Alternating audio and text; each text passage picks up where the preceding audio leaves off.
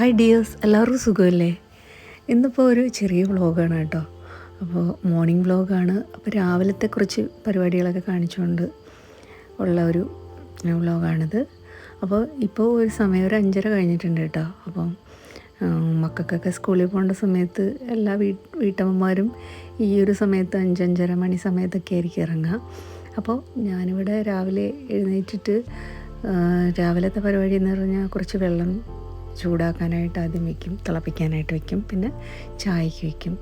അപ്പോൾ ഇന്ന് ബ്രേക്ക്ഫാസ്റ്റ് ഉണ്ടാക്കാനായിട്ടുള്ളത് അപ്പമാണ് കേട്ടോ. വെള്ളയപ്പവും ഉരുളൻകിഴങ്ങും ക്യാരറ്റും ഉള്ളിയും തക്കാളിയൊക്കെ ഇട്ടിട്ട് ഒരു കറിയാണ്.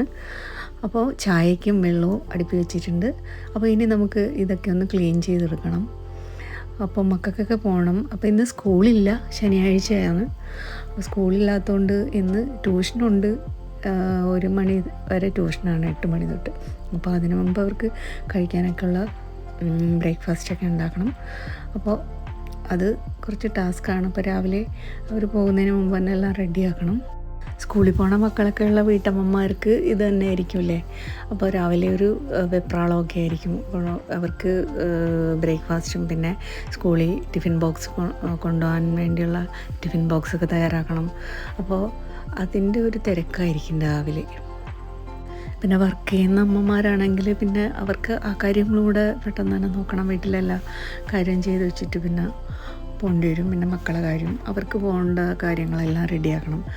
അങ്ങനെ തിരക്കായിരിക്കും എല്ലാവർക്കും. ആരെങ്കിലുമൊക്കെ ഒന്ന് ഹെൽപ്പ് ചെയ്ത് തരുന്നുണ്ടെങ്കിൽ നമുക്ക് എളുപ്പമല്ലേ. കുറേ കട്ട് ചെയ്യേണ്ട കാര്യങ്ങളൊക്കെ അതൊക്കെ ചെയ്ത് തന്നാൽ നമുക്ക് വളരെ എളുപ്പമായിരിക്കും. അമ്മമാരൊക്കെ ഉണ്ടെങ്കിൽ അപ്പോൾ നമുക്ക് ഈസിയായിട്ട് കാര്യങ്ങൾ നടക്കുമായിരുന്നു. അപ്പം അമ്മയൊന്നുമില്ല, അപ്പം നമ്മൾ തന്നെ എല്ലാം ചെയ്തേ പറ്റും. അമ്മ ഉള്ള സമയത്താണെങ്കിൽ എല്ലാം അമ്മ കട്ട് ചെയ്തൊക്കെ തരുമായിരുന്നു. ഇപ്പോൾ നമ്മൾ എല്ലാം ചെയ്യണം. അങ്ങനെ എല്ലാം ഒന്ന് ചടപടേന്ന് അരിഞ്ഞുകൊണ്ടിരിക്കുകയാണ്. ക്യാരറ്റ്, സവാള, ഉരുളൻകിഴങ്ങ്, പച്ചമുളക്, ഇഞ്ചി, വെളുത്തുള്ളി, അങ്ങനെ എല്ലാം. അപ്പോൾ അതെല്ലാം ക്ലീൻ ചെയ്തെടുക്കുന്ന തന്നെ ഒരു ടാസ്ക്കാണ്. അതൊക്കെ ഇങ്ങനെ നടന്നുകൊണ്ടിരിക്കുകയാണ്. വീട്ടമ്മമാരുടെ ടെൻഷൻ എന്ന് പറയുമ്പോൾ പിറ്റേന്ന് എന്താണ് കാപ്പിക്ക് എന്താണ്, പിന്നെ ഉച്ചക്കത്തേക്ക് എന്താ ചെയ്യാൻ പറ്റുക എന്നൊക്കെ ഉള്ളൊരു ചിന്തയായിരിക്കുമല്ലേ. അപ്പോൾ പിറ്റേ ദിവസത്തേക്ക് തലേന്ന് കടലക്കറിയാണെങ്കിൽ തലേ ദിവസം കടല വെള്ളത്തിയിട്ട് കുതിർക്കണം, വെള്ളത്തിയിട്ടില്ലല്ലോ എന്നൊക്കെയുള്ളൊരു ചിന്തകളായിരിക്കുമല്ലേ വീട്ടമ്മമാരുടെ ടെൻഷൻ എന്ന് പറഞ്ഞാൽ. ഇങ്ങനെയൊക്കെ ആയിരിക്കും. അപ്പോൾ അതിനുള്ള കാര്യങ്ങൾ എന്താണ്, ഇങ്ങനെ രാത്രി ഇങ്ങനെ ചിന്തിച്ചുകൊണ്ടൊക്കെ കിടക്കും. പിറ്റേ ദിവസം എന്താ ഉണ്ടാക്കാൻ പറ്റുക, അപ്പോൾ എന്ത് ചെയ്യും എന്നൊക്കെയുള്ള ഒരു ഇതായിരിക്കും അല്ലേ. ഇതൊക്കെയാണോ ഇത്ര വലിയ കാര്യങ്ങൾ എന്നൊക്കെ ചിന്തിക്കുന്നവരുണ്ടാവും. ഇതൊക്കെയാണോ കടല വെള്ളത്തിയിട്ടില്ലേ, അല്ലെങ്കിൽ പിന്നെ കാപ്പിക്ക് അരച്ച് വെച്ചിട്ടില്ലേ, ഇതൊക്കെയാണോ വലിയ ടെൻഷൻ? ഇതൊക്കെ ഒരു ടെൻഷൻ തന്നെയാണല്ലേ വീട്ടമ്മമാരെ സംബന്ധിച്ചിടത്തോളം. അപ്പോൾ എല്ലാവരും കഴിക്കാൻ അവരുടെ അടുത്തല്ലേ ചോദിക്കുക. മക്കളായാലും ഹസ്ബൻഡായാലും ഒക്കെ അവരുടെ അടുത്തായിരിക്കുമല്ലേ ഒന്ന് ചോദിക്കുക. അപ്പോൾ ഇതൊരു ടെൻഷൻ തന്നെയാണ്. അങ്ങനെ നമ്മുടെ ഉരുളൻകിഴങ്ങും ക്യാരറ്റ് ഉള്ളിയൊക്കെ നന്നായിട്ട് ക്ലീൻ ചെയ്തെടുത്തിട്ടുണ്ട്. ഇനി അതൊന്ന് വൃത്തിയായിട്ട് കഴുകിയെടുത്തിട്ട് കട്ട് ചെയ്തെടുക്കണം.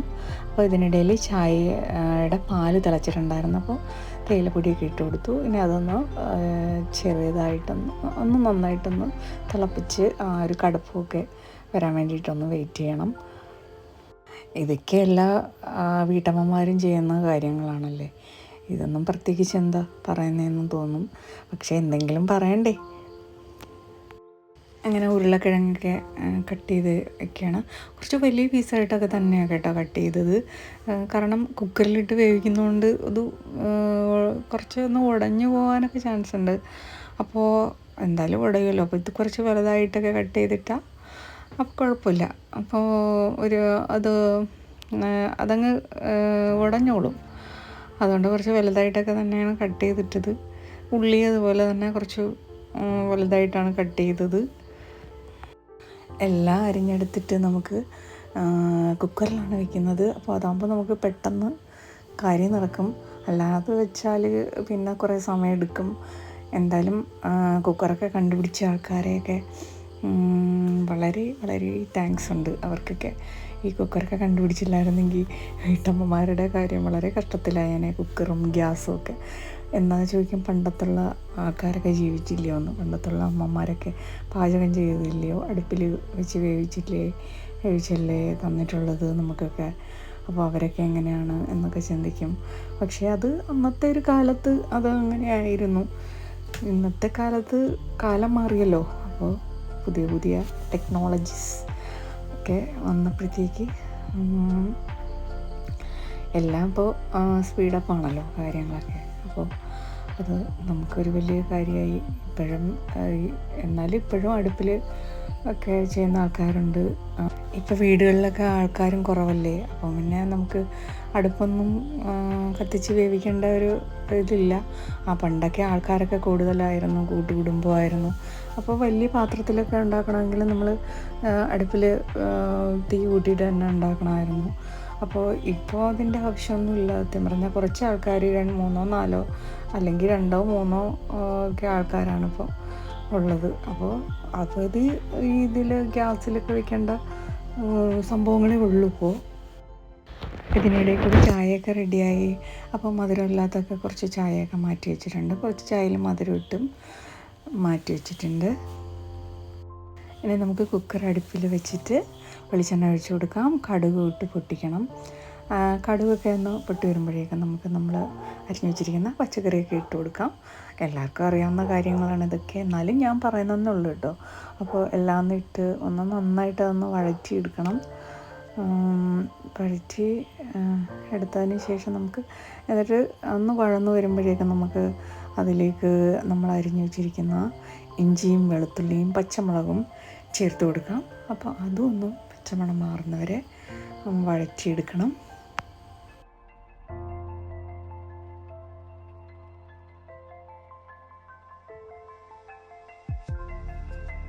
ഇത് തലേദിവസം അരച്ച് വെച്ച അപ്പത്തിൻ്റെ മാവാണ് കേട്ടോ. അപ്പോൾ അതിനകത്തേക്ക് കുറച്ച് സോഡാപ്പൊടിയും ഉപ്പും ഇട്ട് ഒന്ന് മിക്സ് ചെയ്ത് നമുക്ക് വയ്ക്കാം. അപ്പോൾ ഇനി അപ്പം ഉണ്ടാക്കണം. ഒരു 10 മിനിറ്റ് ഒന്ന് വെയിറ്റ് ചെയ്തതിന് ശേഷം നമുക്ക് അപ്പം ഉണ്ടാക്കാം. അങ്ങനെ നമ്മുടെ പച്ചക്കറിയെല്ലാം നന്നായിട്ട് വഴന്നു വന്നിട്ടുണ്ട്. അപ്പോൾ ഇനി നമുക്ക് ഇതിനകത്തേക്ക് മസാല ചേർത്ത് കൊടുക്കാം. അപ്പോൾ മസാല മുളക് പൊടി, മല്ലിപ്പൊടി, കുരുമുളക് പൊടി, ഗരം മസാലപ്പൊടി ഇതാണ്. പിന്നെ മുളക് പൊടി കാശ്മീരി ചില്ലിയും പിന്നെ സാധാ മുളക് പൊടിയും കൂടെ മിക്സ് ചെയ്തെടുത്താൽ കേട്ടോ. കുറച്ച് കളറിന് വേണ്ടിയാണ് കാശ്മീരിയും കൂടെ മിക്സ് ചെയ്തെടുത്തത്. അപ്പോൾ അത് നമുക്ക് ഇട്ട് കൊടുത്തതിന് ശേഷം നമുക്കൊന്ന് ചെറുതീയിലൊന്ന് പച്ചമണം മാറുന്ന വരെ വഴറ്റിയതിന് ശേഷം നമുക്കതിലേക്ക് ആവശ്യത്തിനുള്ള വെള്ളം ഒഴിച്ചു കൊടുക്കാം. എന്നിട്ട് നമുക്കതിലേക്ക് ആവശ്യത്തിനുള്ള ഉപ്പും കൂടി ഇട്ട് കൊടുക്കണം. എന്നിട്ട് നമുക്ക് അതെല്ലാം കൂടി ഒന്ന് മിക്സ് ചെയ്തെടുത്തതിന് ശേഷം നമുക്ക് കുക്കർ അടച്ചു കൊടുക്കാം. ഒരു 3 വിസിൽ മതിയാവും ഇത് വേവാനായിട്ട്. വഴന്ന അതായതുകൊണ്ട് നമുക്ക് 3 വിസിലിന് ഇത് വേവും. പിന്നെ ഓരോരുത്തരെ കുക്കർ പല രീതിയിലല്ലേ, അപ്പോൾ അതനുസരിച്ച് വിസിൽ എണ്ണം കൂട്ടി കുറിക്കുകയൊക്കെ ചെയ്യാം. ഇനി നമുക്ക് അപ്പം ചുടാനായിട്ട് ഞാൻ അപ്പുറത്തെ അടുപ്പിലേക്ക് ഞാൻ മാറ്റി കേട്ടോ കറി. അപ്പോൾ ഇപ്പുറത്തെ അടുപ്പിലേക്ക് ഞാൻ വെച്ച് ഇവിടെ ഇങ്ങനെ പരത്തിയാണ് നമ്മൾ ദോശ ചുടും പോലെ ഇങ്ങനെ ആണ് നമ്മൾ അപ്പം ഉണ്ടാക്കുന്നത്. അപ്പോൾ ഇതാണ് ഇവിടെ എല്ലാവർക്കും ഇഷ്ടം. അപ്പോൾ എന്നിട്ട് അടച്ച് വെച്ച് അത് വേവിച്ചെടുക്കും. അപ്പോൾ ഈ രീതിയിലാണ് ഇവിടെ നമ്മൾ അപ്പം ഉണ്ടാക്കുന്നത്. ഇവിടെ എല്ലാവർക്കും അതാണ് ഇഷ്ടം. പിന്നെ വല്ലപ്പോഴും ഇടയ്ക്കൊക്കെ അപ്പച്ചട്ടിയിലും ചുടാറുണ്ട്. അപ്പോൾ ഇതാകുമ്പോൾ ഒരു എളുപ്പമുണ്ട്. ഇങ്ങനെ മറ്റേത് അപ്പച്ചട്ടിയിലാകുമ്പോൾ നമ്മൾ കറക്കിയൊക്കെ എടുക്കണം. അങ്ങനെ നമ്മുടെ കുക്കറിൻ്റെ വിസിലൊക്കെ വന്നിട്ടുണ്ട്. അപ്പോൾ അതൊന്ന് ഓഫാക്കി വെച്ചിട്ടുണ്ട്. കുക്കറിൻ്റെ തീ ഓഫാക്കി വെച്ചിട്ടുണ്ട്. ഇനി നമുക്ക് ഒരു മുട്ടയപ്പം ഉണ്ടാക്കാം. പിന്നെ മോൾക്ക് കൊടുക്കാൻ ആ മുട്ട കഴിക്കാത്തവർക്കൊക്കെ ഇങ്ങനെ ഈ രീതിയിലൊക്കെ ഒഴിച്ചു കൊടുത്താൽ അവരങ്ങ് കഴിച്ചോളും കേട്ടോ. ഇങ്ങനെ അപ്പത്തിൻ്റെ മാവ് ഒഴിച്ചിട്ട് ഒരു മുട്ട അതിൻ്റെ മേലെ ഇങ്ങനെ പൊട്ടിച്ചൊഴിച്ച് കൊടുക്കണം. പിന്നെ അതിന് ശേഷം കുറച്ച് ഉപ്പും കുറച്ച് കുരുമുളക് പൊടിയും കൂടി ഇങ്ങനെ ഇട്ട് കൊടുത്തതിന് ശേഷം നമുക്കതൊന്ന് അടച്ച് വെച്ച് വേവിച്ചെടുക്കാം. അപ്പോൾ മുട്ട കഴിക്കാത്തവർക്കൊക്കെ ഇങ്ങനെയൊക്കെ കൊടുത്തു നോക്കിയാൽ അവർക്കിഷ്ടമാവും. അങ്ങനെ മുട്ട കഴിക്കാത്ത മക്കളൊക്കെ ഉണ്ടെങ്കിൽ ഇതുപോലെ ഒന്ന് ചെയ്ത് കൊടുത്ത് നോക്കണം കേട്ടോ. അങ്ങനെ അത് ഒന്ന് നന്നായിട്ടൊന്ന് വെന്ത് മരിഞ്ഞ് വരും. എന്നിട്ട് അതൊന്ന് നമുക്ക് മാറ്റി കൊടുക്കാം. ഷേപ്പൊക്കെ ആ മുട്ടയുടെ ഒഴിച്ചുകൊണ്ടാണ് ആ ഷേപ്പ് ഇങ്ങനെ ആയിപ്പോയത് കേട്ടോ. അപ്പോൾ കാണാൻ ഭംഗി ഇല്ലെങ്കിലും കഴിക്കാൻ നല്ല രസമാണ് കേട്ടോ. ഇങ്ങനെ നമ്മുടെ കുക്കറിൻ്റെ ആവിയൊക്കെ പോയിട്ടുണ്ട്. അപ്പോൾ അത് നമുക്ക് തുറക്കാം. അപ്പോൾ നമ്മുടെ കറി ഇവിടെ റെഡി ആയിട്ടുണ്ട്. ഇനി അതിൽ ഒന്നും ചെയ്യേണ്ട ആവശ്യമില്ല. ഉപ്പ് വേണമെങ്കിൽ മാത്രം കുറച്ച് ചേർത്ത് കൊടുത്താൽ മതി. ഇതിപ്പോൾ ഉപ്പൊന്നും ചേർക്കേണ്ടതെന്നില്ല, എല്ലാം കറക്റ്റായിരുന്നു. ചേർത്ത വെള്ളവും എല്ലാം ഗ്രേവിയൊക്കെ കറക്റ്റ് പാകത്തിന് തന്നെ ആയിരുന്നു. അപ്പോൾ എന്ത് എളുപ്പമായെന്ന് നോക്കിയേ. നമ്മളല്ലാതെയൊക്കെ ചെയ്യുകയാണെങ്കിൽ കുറേ സമയം എടുക്കും. ഉരുളൻകിഴങ്ങും ആ ക്യാരറ്റൊക്കെ വെന്തെടുക്കാനായിട്ട് ഇത്ര സമയം എടുക്കുന്നത്. അപ്പോൾ ഇതാകുമ്പോൾ നമുക്ക് എളുപ്പമായി. ഒരു 2-3 വിസിൽ, അതിൻ്റെ അപ്പുറമൊന്നും ആവശ്യമില്ല. അപ്പോൾ നമ്മുടെ ഉരുളൻകിഴങ്ങ് കറി ഇവിടെ റെഡി ആയിട്ടുണ്ട്. അപ്പോൾ ഇനി നമുക്ക് കഴിക്കാനായിട്ട് കൊടുക്കണം. ആ മുട്ടയപ്പവും പിന്നെ സാധാരണപ്പവും കറി എടുത്തിട്ടുണ്ട്. അത് വാരി കൊടുത്താലേ കഴിക്കത്തുള്ളൂ, അല്ലെങ്കിൽ കഴിക്കാതെ വെച്ചിട്ടങ്ങ് പോകും. ഇതൊക്കെയാണ് അവസ്ഥ. അപ്പോൾ നമ്മളത് വാരി കൊടുക്കണം. വാരി കൊടുത്ത് അവളെ പറഞ്ഞു വിട്ട് അതിനുശേഷം നമുക്ക് ചോറ് വയ്ക്കാനുള്ള ഉച്ചയ്ക്കത്തെ പരിപാടിയും കൂടെ അങ്ങ് രാവിലെ ചെയ്യണം. മീനും എല്ലാം ഒക്കെ ഇരിപ്പുണ്ടെങ്കിൽ രാവിലെ അങ്ങ് ഞാൻ ചെയ്യാറുണ്ട്. അപ്പോൾ ആ ജോലി അങ്ങ് കഴിയുമല്ലോ. അങ്ങനെ രാവിലെ ചോറിനും അടുപ്പിൽ വെച്ച് വെള്ളം തിളച്ച് വന്നപ്പോൾ ചോറ് റെഡിയാക്കാനായിട്ട് മറ്റേ തെർമൽ കുക്കറിൽ അതങ്ങ് ഇറക്കി വെച്ചിരുന്ന അത് അവിടെ ഇരുന്നങ്ങ് റെഡി ആയിക്കോളും. അപ്പോൾ അതും അരി കഴുകി അടുപ്പിൽ വെച്ചിട്ടുണ്ട്. 5 മിനിറ്റ് ഒന്ന് ചെറു തീയിലൊന്ന് തിളപ്പിച്ചതിന് ശേഷം നമുക്ക് തെർമൽ കുക്കറിൽ നമുക്ക് ഒന്ന് ഇറക്കി വെച്ച് കൊടുക്കണം. ഇച്ചിരി വേവുള്ള അരിയാണ്, അതുകൊണ്ടാണ് ഒരു 5 മിനിറ്റ് തിളപ്പിക്കേണ്ടി വരുന്നത്. ഇല്ലെങ്കിൽ വേവ് കുറഞ്ഞൊക്കെ അരിയാണെങ്കിൽ നമുക്ക് അങ്ങനെ ഒരുപാട് നേരം ഒന്നും തിളപ്പിക്കേണ്ട ആവശ്യമൊന്നുമില്ല. ഇത് ഒരു 5 മിനിറ്റ് ഒന്ന് തിളപ്പിക്കണം. എന്നിട്ട് നമുക്ക് അതിൽ ഇറക്കി വെച്ച് കൊടുക്കാം. അപ്പോൾ ഒരു 2-3 മണിക്കൂർ എന്തായാലും വേണം, കാരണം നല്ല വേവുള്ള അരിയാണ്. അപ്പോൾ മറ്റേ റോസ് അരിയാണ്. അപ്പോൾ കുറച്ച് നേരം ഇത് ഇരുന്ന് റെഡിയാവണം. അങ്ങനെ അതൊന്ന് ഇറക്കി നമുക്ക് വെച്ച് കൊടുക്കാം.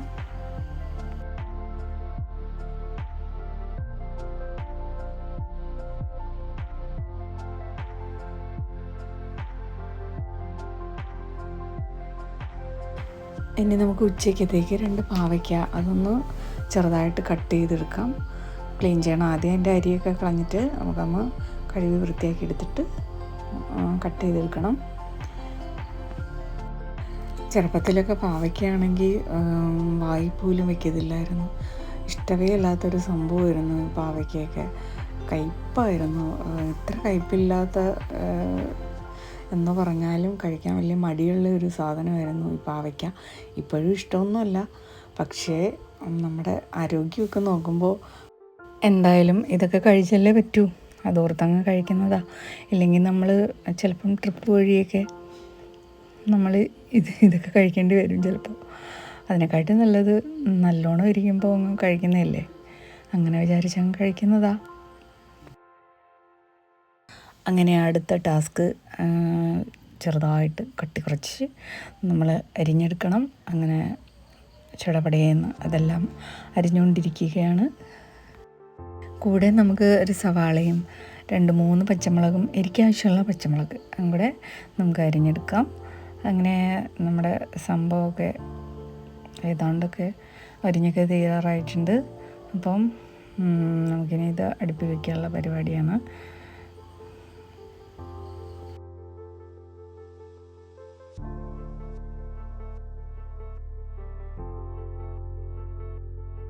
ഇനി നമുക്ക് ചട്ടി അടുപ്പിൽ വെച്ച് വെളിച്ചെണ്ണ ഒഴിച്ച് കൊടുക്കാം. എന്നിട്ട് നമ്മൾ അരിഞ്ഞു വെച്ചിരിക്കുന്ന പാവയ്ക്ക അതിലേക്ക് ഇട്ട് കൊടുക്കാം. പിന്നെ കുറച്ച് മഞ്ഞൾപ്പൊടിയും ഉപ്പും കൂടി ഇടുന്നുണ്ട്. ഉപ്പ് ഇതിൽ മിസ്സായിട്ടുണ്ട് വീഡിയോയിൽ.